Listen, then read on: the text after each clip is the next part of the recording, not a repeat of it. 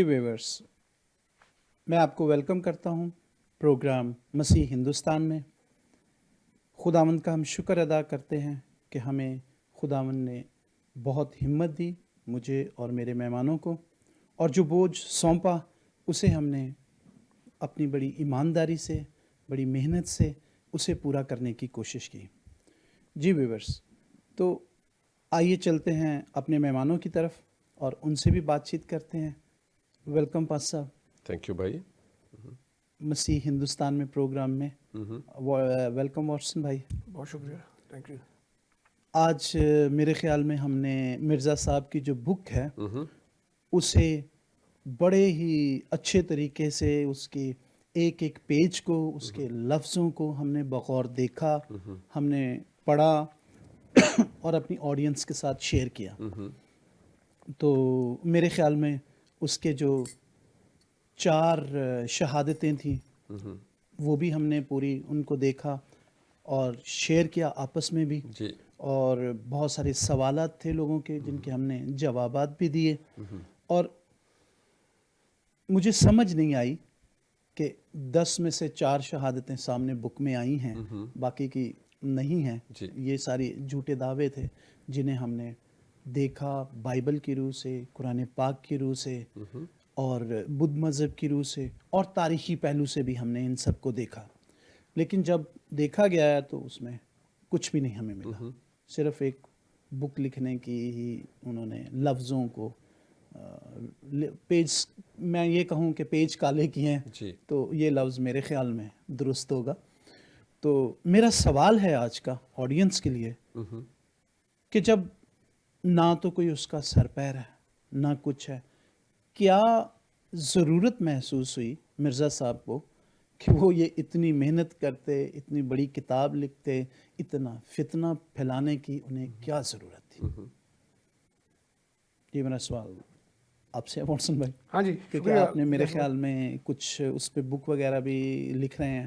ہاں جی، میں کتاب لکھ رہا ہوں اپنی، اور میں آپ سب سے درخواست کرتا ہوں کہ اس دعا میں یاد رکھیں، کیونکہ خدا نے چاہا تو جلد آئے گی۔ آپ نے واقعی جیسے اپنے ابتدا میں بتایا کہ ہمارا جو مقصد تھا وہ جواب دینا تھا۔ 4 ابواب پر ہم نے بڑی یعنی تفصیل سے بات کی، ہمیں کہیں نظر نہیں آیا، اور ابھی بھی ہمارا چیلنج جو ہے وہ جو ہمارے مرزئی دوست ہیں ان کو ہے کہ اگر آپ کو لگے کہ ہم نے یہاں پر کہیں بددیانتی کی ہو تو آپ ہمیں چیلنج کر سکتے ہیں، اور جہاں بولیں ہم آئیں گے، کیونکہ یہ آپ کے مرزا صاحب کی کتاب سے ہم نے لیا سب کچھ۔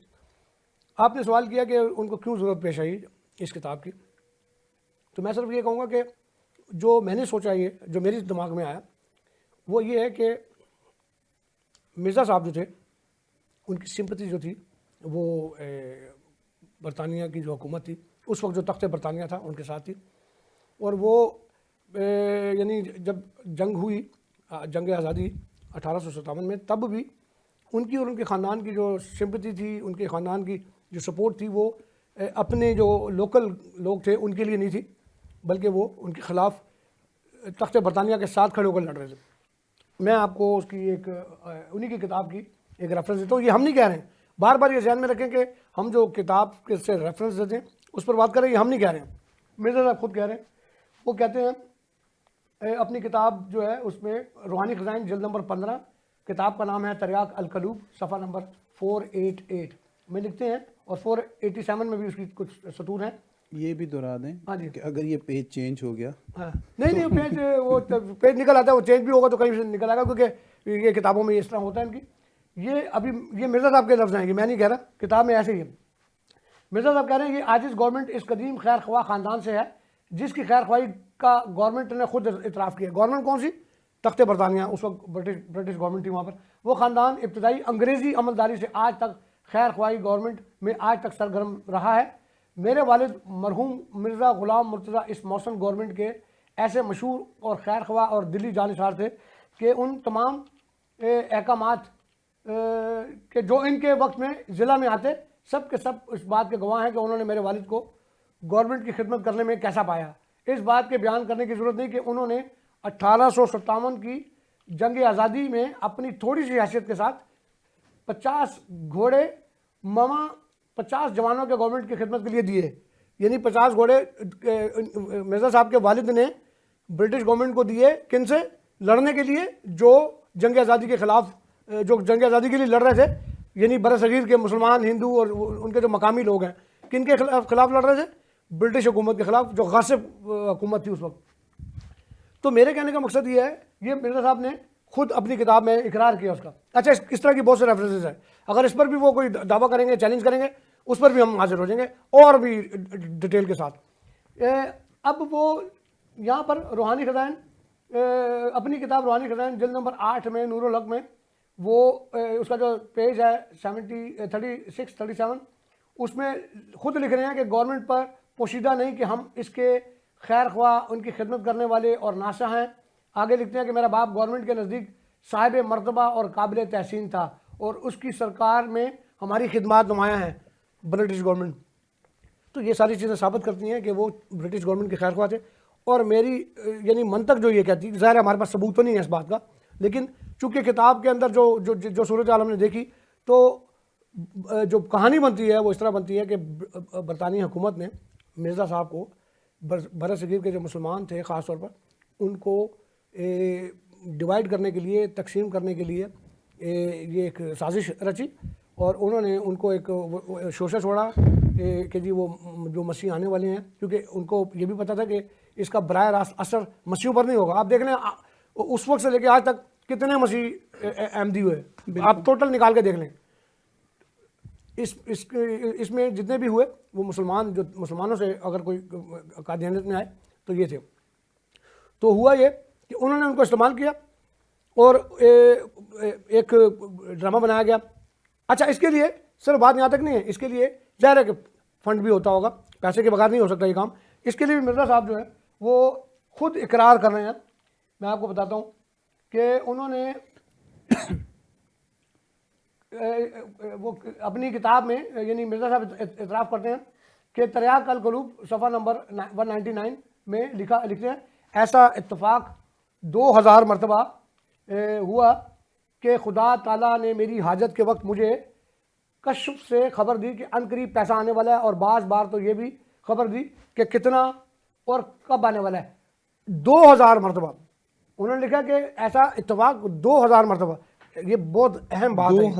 2000 مرتبہ، 2 دفعہ نہیں، ہاں 10 دفعہ نہیں، 100 دفعہ نہیں، ہاں جی 2000 دفعہ جو ہے انہیں پیسہ اب ہم غائب کی ہیلپ آئی ہے. غائب کی ہیلپ آئی، وہ غائب کی ہیلپ جو برطانوی حکومت کی طرف سے آئی ہوگی اور کہاں سے آئی، کیونکہ 2000 دفعہ کون آپ کو. اچھا 2000 دفعہ کو ہم یہ کہنے کو تو یہ ایک سائفر، ایک فگر ہے یہ 2000، لیکن ہم دیکھیں تو 2000 مرتبہ اگر ان کو کہیں سے مدد آئی ہے تو وہ اس کو اگر ہم تقسیم کرتے ہیں ہفتے کے حوالے سے، کہ اگر ہر ہفتے بھی ان کو منی آرڈر آیا ہوگا یا ہر ہفتے ان کو پیسہ آیا ہوگا، تو یہ سلسلہ 38 ایئرز 38 سال بنتا ہے.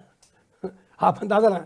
اگر اس کو اور کم کریں تو پھر ہر دوسرے دن تیسرے دن کو منی آرڈر آتا ہوگا. اگر ہم کہیں کہ جی چلے ان کو 20 سال آئیے یا 25 سال آئیے، تو اتنی یہ ساری چیزوں کو اگر آپ جوڑیں تو آپ کو یہ تصویر ملتی ہے، نظر آتی ہے کہ یہ برطانوی حکومت کی ایک سازش تھی. انہوں نے مرزا صاحب کو استعمال کیا اس کے اوپر. اور یعنی اس میں کیا ہوا، ایک تو مرزا صاحب نے مسلمانوں کو جہاد جو ہے جو لڑ رہے تھے وہ حرام کروا دیا کہ جی جہاد جو غلط ہے. اس میں مسلمان کنفیوز ہو گئے اور پیسہ تھا، اور کیونکہ برطانوی حکومت کا ہاتھ بھی تھا تو ایک اثر رسوخ بھی ہوتا تھا. پھر جیسے کہ میڈیا استعمال کیا انہوں نے، اس وقت اخبارات میں اشتہار دیتے تھے، اور وہ یہ ساری چیزوں کو آپ جوڑیں تو آپ کو پتہ لگے گا کہ یہ ایک باقاعدہ سازش تھی. وہاں کے جو جنگ کرنے والے تھے، جو جنگ آزادی میں مصروف تھے، ان کو دوسری ٹرک کی بتی کے پیچھے لگا دیا کہ وہ کیا کر رہے ہیں. یہ ساری کہانی بنتی ہے اس کی، اور اس کو اگر آپ غور سے مزید دیکھیں تو اور کھلتی ہے، اور دلائل بہت ہیں اس میں. جب کہیں گے جتنے کہیں گے وہ، کیونکہ آج کے پروگرام میں ہمارا مقصد اس حوالوں سے نہیں ہے، ورنہ اگر وہ اس بات پہ بھی کہتے ہیں تو ان کی اپنی کتاب میں وہ بہت دفعہ یہ کہہ چکے خود کہ وہ برطانوی حکومت کے خیر خواہ ہیں اور اس کے ساتھ ہیں. تو یہ ساری سلسلے ہیں. تو مطلب آپ کی جو گفتگو ہے، جو آپ نے واضح مطلب بتایا ہے کہ وہ برطانیہ گورنمنٹ انہیں استعمال کر رہی تھی اور انہیں سپورٹ کر رہی تھی فائنینشلی طور پہ، کہ اس وقت جو میں اگر یہ لفظ استعمال کروں تو میرے خیال میں درست ہوں گے کہ وہ اس وقت جو آزادی کے لیے جنگ لڑی جا رہی تھی اس کو روکنے کے لیے انہیں استعمال کیا. ایسا ہی ہے بالکل. آپ اس کو دیکھیں نا, وہ کر کیا رہے ہیں, اب پیسہ کہاں سے آ رہا ہے ان کے پاس؟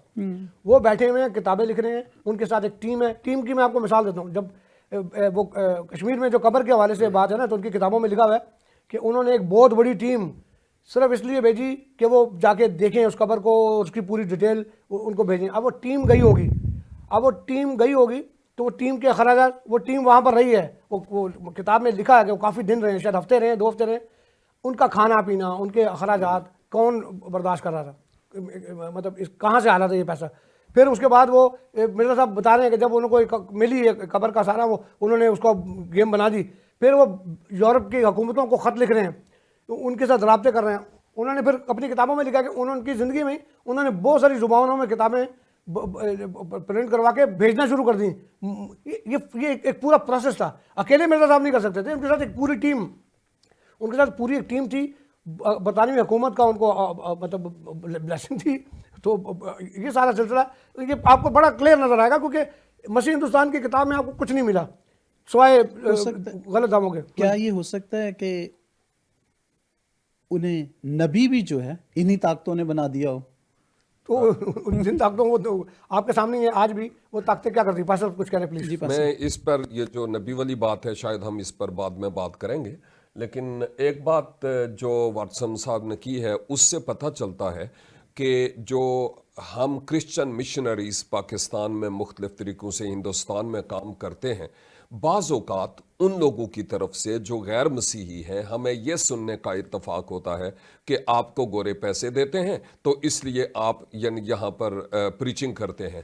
اور لگتا ہے کہ ان کو آلریڈی مرزا صاحب کے ہاتھ لگے ہوئے تھے, کیونکہ مرزا صاحب ان کے ہاتھ میں ریموٹ کنٹرول تھے اور گورا ان کو پیسے دیتا تھا, اور پھر وہ اپنے مرضی کے مطابق مرزا صاحب کے چینل بدلتے تھے. اور آپ نے کتاب میں دیکھا ہے مسیح ہندوستان میں, اور ویسے بھی ان کی جتنی بھی تصانیف ہیں ان میں وہ بار بار تھوڑی دیر بعد اپنا چینل بدلتے ہیں. تو شاید یہی وجہ ہے. اور جتنے بھی اہل اسلام ہیں لگتا ہے کہ انہی کے ڈسے ہوئے بعد میں وہ اس کلیے کو ہم پر گویا لاگو کرنے کی کوشش کرتے ہیں کہ ہمیں کوئی پیسے دیتا ہے تو ہم دوسروں میں جا کر کام کرتے ہیں, جبکہ مسیح کی محبت ہمیں, یسوع مسیح ابن مریم کی محبت ہمیں مجبور کرتی ہے کہ ہم دوسرے لوگوں کو تاریکی سے نکلنے اور نور اور اجالے میں آنے کے لیے راہ دکھاتے ہیں. Thank you pastor. ویلکم. جی واٹسن بھائی, تو جو آپ کتاب لکھ رہے ہیں وہ میرے خیال میں ہم وقفہ لیتے ہیں اور پھر وقفے کے بعد آتے ہیں, پھر اس پہ تھوڑی سی بات کرتے ہیں. ٹھیک ہے جی ویورز, وقفے کا ٹائم ہو گیا تھا لیکن گفتگو ایسی تھی کہ ہم بھول گئے اس میں, تو ذرا ایک چھوٹا سا وقفہ لیتے ہیں اور وقفے کے بعد ملتے ہیں. Thank you.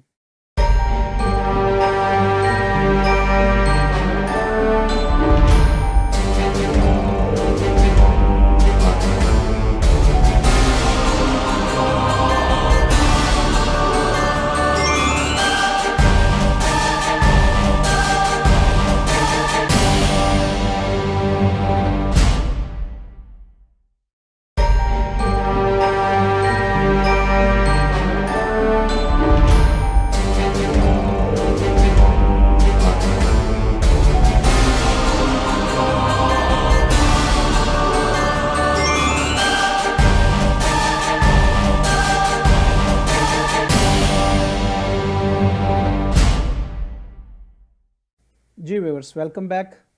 جی پاس صاحب, آپ کچھ کہہ رہے تھے وقفے سے پہلے. جی بات بڑی اچھی کر رہے تھے بھائی واٹسن, اور ہم آگے بڑھ رہے تھے, اور ایک بات تو میں نے بریک سے پہلے تھوڑی سی کر دی, لیکن دوسری بات میں یہ بھی کہوں گا کہ میرے خیال میں مرزا صاحب کا آنا یا بہت ساری اور بدعتی تعلیمات اس دنیا میں آئی ہیں, اور ان کے پیچھے لازماً کوئی نہ کوئی مقصد اور موقف ہوا ہوگا, اور یہ تمام بدعات کا سکرین پر آنا ہمارے لیے کوئی معیوب بات نہیں ہے.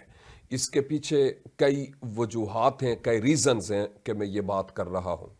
ایک تو یہ ہے کہ مسیح خداوند کے اپنے حیات میں ہی, ان کی منسٹری ورک کے دوران ہی اپنوں میں سے ہی ایک نے ان کو ٹکوں کے عوض بیچا وہ بک گیا تھا. تو آج کے انسان کا بھی بکنا کوئی معیوب بات نہیں ہے. جیسے ہم نے دیکھا کہ کیسے انگریزوں کے ہاتھ آپ یعنی حضور، میں حضور جب بات کرتا ہوں تو میں مرزا صاحب کی بات کرتا ہوں کہ وہ بک گئے تھے. اور پھر خداوند یسوع مسیح نے اہل کلیسا کو، مجھے اور آپ کو، اور ایون ناظرین آپ کو بھی خبردار کیا ہے. اور خبردار کیا اور کہا کیا کہ میرے بعد بہت سارے ایسے جھوٹے اساتذہ، معلمین، ایون نبی بھی آئیں گے جو عجیب عجیب قسم کی تعلیمات دیں گے.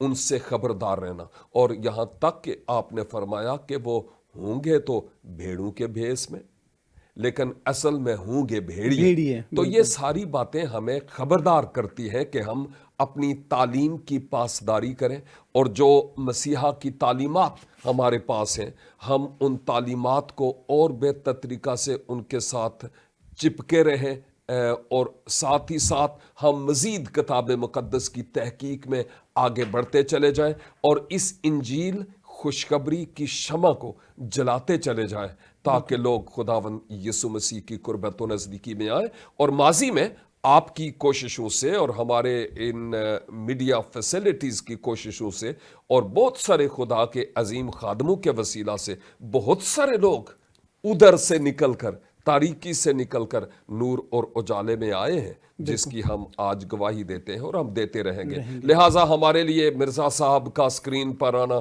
کوئی بڑی بات نہیں ہے.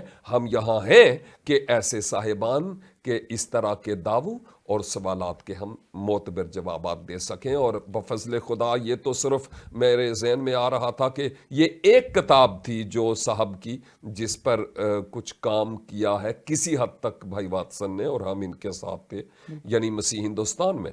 ان کی کئی اور کتابیں بھی ہیں. جو ہم آگے بڑھیں گے، بار بار کہوں گا، ان ستاروں کے آگے جہاں اور بھی ہیں وہ بھی کرتے رہیں، ہم بھی کرتے رہیں گے. اور ہمارا کام اپنی کلیسیا کو، مسیحی لوگوں کو خوب اویئر کرنا، اکوپ کرنا اور اس لائق کرنا ہے کہ وہ دوسروں کو شہادت دے سکیں، گواہی دے سکیں مسیح یسوع کے تعلق سے. Thank you pastor. ویلکم. جی واٹسن بھائی، سب سے پہلے میں بتا دوں چلو، کیونکہ آپ کو پتہ ہے کہ یہ پروگرام جو ہے وہ آخری ہے ہمارا، لیکن آخری نہیں ہے. یہ آگے چل کے جیسے ہی ہمیں مطلب احمدی حضرات جو ہیں وہ رسپانس کرتے ہیں تو ہم اس پہ مزید کریں گے، ان کے سوالات کے جواب دیں گے. لیکن ان کی بک کے حوالے سے انہوں نے جو لکھا، ان کی حیات میں جو انہوں نے کیا، ہم نے اسے اچھے طریقے سے کھنگالا اور دیکھا، کور کرنے کی کوشش کی. جی مطلب کہنے کا مقصد یہ ہے کہ مسیح ہندوستان کا جو سلسلہ تھا ہمارا، وہ آج اپنے انجام کی طرف جا رہا ہے. آج یہ ہماری ایپیسوڈ اس سلسلے کی آخری ہے، ایسے ہی ہے میرا خیال. جی. اور اب میں صرف یہ کہنا چاہتا ہوں، خاص طور پر اپنے جو دیکھنے والے ہیں، آپ مسلمان ہیں، آپ مسیحی ہیں، آپ مرزائی ہیں، کسی بھی مذہب سے، کسی بھی عقیدے سے آپ کا تعلق ہے، اگر آپ سمجھتے ہیں کہ یہ جو ہم نے یہ پروگرام کیا ہے تو اس کو شیئر کریں، اور آگے زیادہ سے زیادہ، تاکہ لوگوں کو حقیقت معلوم ہو کہ ہم نے کیا اچیو کیا ہے اس پروگرام میں. ہم نے بڑی تفصیل سے مرزا صاحب کی مسیح ہندوستان کے حوالے سے جو کتاب ہے اس کو کھنگالا ہے اور سامنے ہے. قطعی طور پر ہمارا مقصد کسی مذہب کی دل آزاری نہیں، کیونکہ جیسے آپ نے دیکھا کہ کتابوں میں ہمارے خداوند یسوع مسیح کے لیے کیسے جملے استعمال ہوتے ہیں، ہم نے ویسا نہیں کیا. ہم نے صرف اپنے دلائل سے کتاب کے جوابات دیے، اور آخر میں کہ انہوں نے کیوں کیا، اس میں انہی کی کتابوں سے ہم نے وہ ایک سلسلہ جوڑا کہ جس کا مقصد یہ ہے کہ یہ کسی قسم کی کوئی سازش ہو سکتی ہے برطانیہ کی حکومت کی طرف سے، کیونکہ اور کچھ نظر نہیں آ رہا ہے اس میں، اور کچھ نظر نہیں آ رہا. تو یہ سلسلہ ہے. ہاں بالکل. Thank you very much. اس پروگرام میں آپ سب کا ساتھ بڑا مزے کا رہا، اور ہم نے ایک سفر بہت ہی اچھے طریقے سے، اس سفر پہ ہم کامیاب رہے. Be the light television جو ہے وہ بڑا آنر فیل کرتا ہے کہ آپ ان کے اسٹوڈیو میں آئے اور انہوں نے اس پروگرام کو کیا. آپ کچھ کہنا چاہ رہے تھے؟ ہاں، میں ایک بہت اہم بات جو ہے بھول گیا ہوں be the light television کی طرف سے. गैसर भाई, इतनी खूबसूरत तरीके से आपने इस प्रोग्राम की तैयारी की, आपके स्टूडियो की तैयारियों में आपकी सारी काविशों को हम कभी भी नहीं भूलेंगे। ये प्रोग्राम जब जब देखा जाएगा तो भी द लाइट टेलीविज़न जो है उसको लोग सराहेंगे। ये आपकी खिदमत थी, और फिर आपने हमारी मेज़बानी भी की, मैं उसके लिए भी आपका शुक्रिया अदा करता हूँ। तो ये सारी चीज़ें हैं। मैं एक बात जाते जाते ज़रूर कहना चाहूँगा अपने अहमदी मज़हबी दोस्त जो हैं कि आप कभी भी किसी भी मौजू पर हमसे बात करें, हम आपके साथ बात करने के लिए तैयार हैं, लेकिन कोशिश ये करेंगे कि वो बात बंद कमरों में ना हो, जैसे हमने अभी ये बात खुले दुनिया के सामने की है। इसी तरह अक्सर जब हम बात करते हैं तो आप लोग कोशिश करते हैं कि हम बंद कमरे में या इस तरह ओपन फोरम पर आप हमें बुला लें, या हमें कहें तो हम आपको कहीं वो कर लेंगे, लेकिन इस तरह बड़ी यानी तामीरी गुफ्तगू जो है, जो हमारे लिए भी बेहतर हो, आपके लिए भी सीखने का मौका मिले। आपसे हम सीख सकते हैं, हमसे आप सीख सकते हैं, कुछ ना कुछ तो सीखेंगे कहीं ना कहीं। बिल्कुल टू वे कम्युनिकेशन होना चाहिए। हाँ, बिल्कुल। क्योंकि ये बहुत ज़रूरी है। क्यों नहीं? तो हम, मेरे ख्याल में हम उन्हें दोबारा दावत देते हैं कि हम 2-3 स्टूल और लगा सकते हैं जब भी आपका जी चाहे। तो you are welcome on BTL television, और हम आपके साथ मिलकर इस प्रोग्राम पे और ज़्यादा डिस्कस कर सकते हैं। आप ये महसूस करते हैं अहमदी कम्युनिटी कि हमने कुछ ज़्यादती की है गुफ्तगू में, तो ज़रूर आइए, हम बैठकर उस ज़्यादती का हम आपको अजाला भी करेंगे, और आपको कहेंगे कि जो दुरुस्त होगा हम आपसे सुनेंगे, और जो दुरुस्त होगा वो आपको सुनना पड़ेगा। शुक्रिया बहुत बहुत एक दफ़ा फिर।